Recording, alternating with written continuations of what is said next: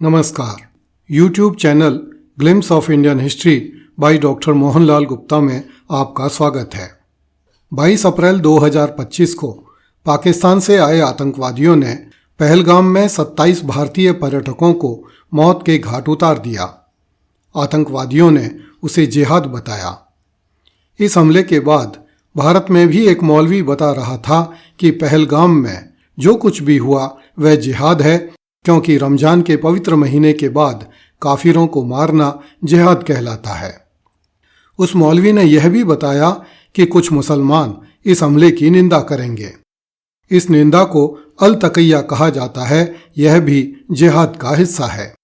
अर्थात उस मौलवी के अनुसार काफिरों को मारना तथा काफिरों को मारने की निंदा करना दोनों ही जिहाद हैं। इस मौलवी का पूरा वीडियो YouTube पर उपलब्ध है। क्या कोई भी व्यक्ति जिहाद की इस परिभाषा से सहमत हो सकता है? पहलगाम पर आगे की बात करने से पहले जिहाद के संबंध में कुछ प्रश्नों पर विचार करते हैं। दुनिया भर के मुल्ला, मौलवी, काजी, आलिम और पढ़े बेपढ़े मुसलमान अपने अपने हिसाब से जिहाद की परिभाषा देते हैं।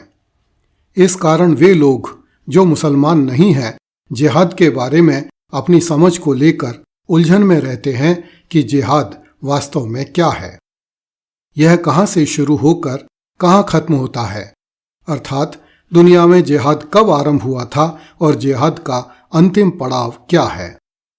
कुछ मुल्ला मौलवी कहते हैं कि अपने भीतर की बुराइयों को नष्ट करके अल्लाह तक पहुंचना जिहाद है, अर्थात अल्लाह तक पहुंचना जिहाद का अंतिम लक्ष्य है। क्या आतंकवादी जिहाद की इस परिभाषा को मानते हैं? इन आतंकवादियों द्वारा किए जा रहे जिहाद की परिभाषा क्या है? उनके द्वारा किए जा रहे जिहाद का अंतिम पड़ाव क्या है? प्रत्येक आतंकवादी घटना के बाद भारत और पाकिस्तान में कुछ मुल्ला मौलवी बड़े फख्र से यह कहते हुए सुनने को मिल जाएंगे कि काफिरों को मारना जिहाद है तथा जिहाद करते हुए शहीद होकर जन्नत की 72 हूरें प्राप्त करना जिहाद का अंतिम पड़ाव है। पिछले 1400 सालों से दुनिया भर में मुसलमानों की संख्या लगातार बड़ी तेजी से बढ़ रही है। कुछ लोग इसी को जिहाद बताते हैं। यदि जिहाद की इस परिभाषा को माने तो यह मानना पड़ेगा कि धरती पर जिहाद पिछले 1400 सालों से चल रहा है। प्रश्न यह है कि क्या किसी कौम या मजहब के लोगों की जनसंख्या का बढ़ जाना वास्तव में जिहाद ही है?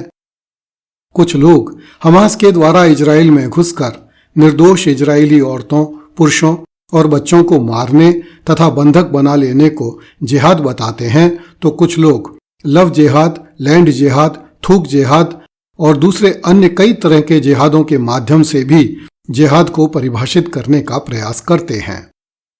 जब पहलगाम की घटना के बाद भारत की सेना ने पाकिस्तान में रह रहे आतंकवादियों के विरुद्ध सैनिक अभियान किया तो तुर्की ने पाकिस्तान को युद्ध में काम आने वाले ड्रोन भिजवाए। यह वही तुर्की है जिसे भूकंप की त्रासदी में भारत द्वारा सबसे पहले राहत सामग्री भिजवाई गई थी। तुर्की ने भारत के उपकार का बदला भारत के विरुद्ध पाकिस्तान को सैन्य सामग्री भेजकर किया। क्या इसे जिहाद कहते हैं? क्या तुर्की के लिए भारत जैसे सहिष्णु देश को नष्ट करने में सहयोग करना जिहाद का अंतिम पड़ाव है? भारत की सेना ने पाकिस्तान के कुख्यात आतंकवादी ठिकानों पर हमले करके बहुत से आतंकवादी मारे तथा लश्कर के कमांडर अब्दुल रऊफ के 2 बेटों को भी मिसाइल से उड़ा दिया।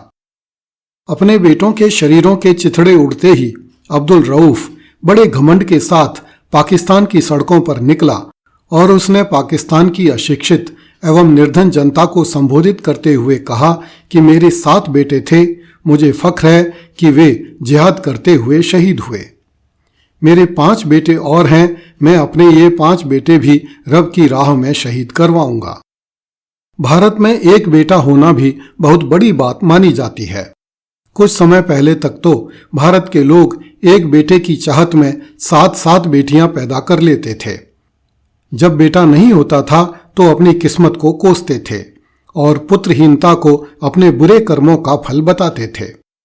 संभवतः अब्दुल रऊफ बड़ा धर्मात्मा है जिसे 1 या 2 नहीं 7 बेटों का बाप होने का फख्र हासिल हुआ। अब्दुल रऊफ आतंकी संगठन लश्कर का बड़ा कमांडर है, इसलिए पाकिस्तान की जनता में उसकी आवाज बड़ी इज्जत से सुनी जाती है। रऊफ की इस बात को सुनकर कि वह अपने 5 और बेटों को रब की राह में शहीद करेगा, पाकिस्तान की सड़कों पर नाराए तदबीर अल्लाहु अकबर बड़ी जोर से बोला गया। पाकिस्तान की जनता ने तालियां बजाकर खुशी जताई, उनकी छातियां जोश से भर गईं। ऐसा लगता था जैसे अब्दुल रऊफ की इस बात को सुनकर पाकिस्तान की जनता में जिहाद करने के लिए नया जोश छा गया। भारतीय न्यूज चैनलों तथा सोशल मीडिया प्लेटफॉर्म्स पर यह दृश्य बार बार दिखाया गया। इसे देखकर कोई भी मनुष्य यह सोचने के लिए विवश हो जाएगा कि अब्दुल रऊफ जो कह रहा है क्या वास्तव में वही जिहाद है? क्या दूसरों को मारना और उन्हें मारने की लालसा में खुद मर जाना और अपनी औलादों को मर जाने देना जिहाद है? क्या यही जिहाद का अंतिम पड़ाव है? भारत में कहा जाता है कि गजवाए हिंद जिहाद है और गजवाए हिंद ही भारत में जिहाद का अंतिम पड़ाव है। यदि गजवाए हिंद जिहाद है तो फिर भारत के बाहर घट रही घटनाएं क्या हैं? क्या वे भी जिहाद हैं या फिर उन घटनाओं का जिहाद से कुछ लेना देना नहीं है? पहलगाम हमले के दौरान पाकिस्तान से एक बड़ी अशोभनीय खबर आई कि पाकिस्तान के पूर्व प्रधानमंत्री 70 वर्षीय इमरान खान के साथ पाकिस्तानी सेना के एक मेजर ने घिनौना व्यवहार किया है। पाकिस्तान में इसे गिलमा कहा जाता है। तो क्या पाकिस्तानी लोग गिलमा को भी जिहाद मानते हैं? निश्चित रूप से यह जिहाद नहीं हो सकता। जिहाद तो कुछ और ही चीज होती होगी। कुछ समय पहले बांग्लादेश में हिंदुओं का नरसंहार किया गया था और उसे जिहाद बताया गया था। यदि अपने ही देश के निर्दोष विधर्मियों को मारना जिहाद है तो फिर बांग्लादेश की प्रधानमंत्री शेख हसीना के साथ जो कुछ हुआ वह क्या था? क्यों उन्हें अचानक ही अपना देश छोड़कर भारत में भाग आना पड़ा? क्यों उनकी अपनी ही कौम के लोगों ने उनके अंडरगारमेंट्स बांग्लादेश की सड़कों पर उछाले थे? तो क्या बांग्लादेश में अपनी ही कौम की 77 वर्षीय वृद्ध महिला प्रधानमंत्री के अंडरगारमेंट्स सड़कों पर उछालने को जिहाद माना जाता है? निश्चित रूप से यह घटना जो कुछ भी रही हो, इसे जिहाद तो नहीं कहा जा सकता।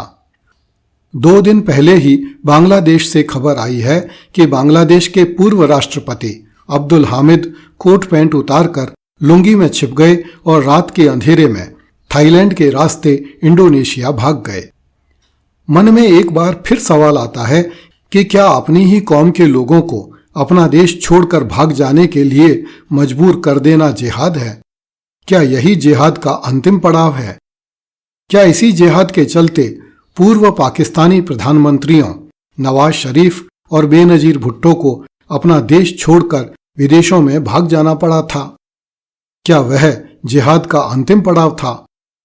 या फिर जिहाद का अंतिम पड़ाव वह है जब पाकिस्तान के राष्ट्रपति जुल्फिकार अली भुट्टो को पाकिस्तान की सेना ने फांसी के फंदे पर लटकाया था?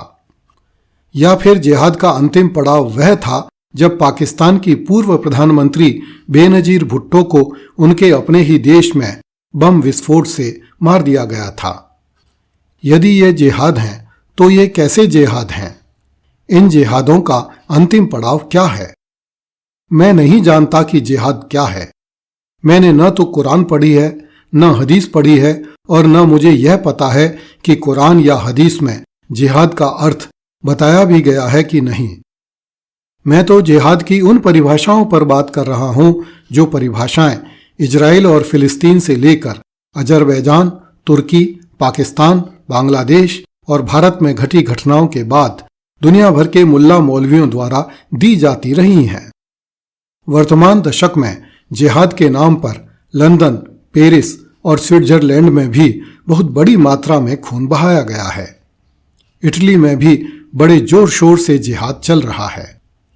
मैंने इतिहास की किताबों में पढ़ा है कि आज से 1300 वर्ष पहले भारत पर पहला मुस्लिम आक्रमण करने वाले मोहम्मद बिन कासिम से लेकर महमूद गजनवी, मोहम्मद गौरी, अहमद शाह अब्दाली तथा जहीरुद्दीन बाबर आदि विदेशी हमलावरों ने भारत पर किए गए अपने हमलों को जिहाद घोषित किया था। मैं एक बार फिर कहता हूं कि मुझे नहीं मालूम कि जिहाद क्या है, किंतु मेरा छोटा सा दिमाग यह कहता है कि किसी का खून बहाना, किसी वृद्ध महिला प्रधानमंत्री के अंडरगारमेंट्स सड़कों पर लहराना तथा किसी बूढ़े पूर्व प्रधानमंत्री का गिलमा करना, अपने ही देश के पूर्व प्रधानमंत्री को फांसी पर चढ़ाना, उन्हें बम धमाकों से मार देना आदि कुकृत्य चाहे जो भी कहलाते हों, कम से कम जिहाद तो नहीं हो सकते।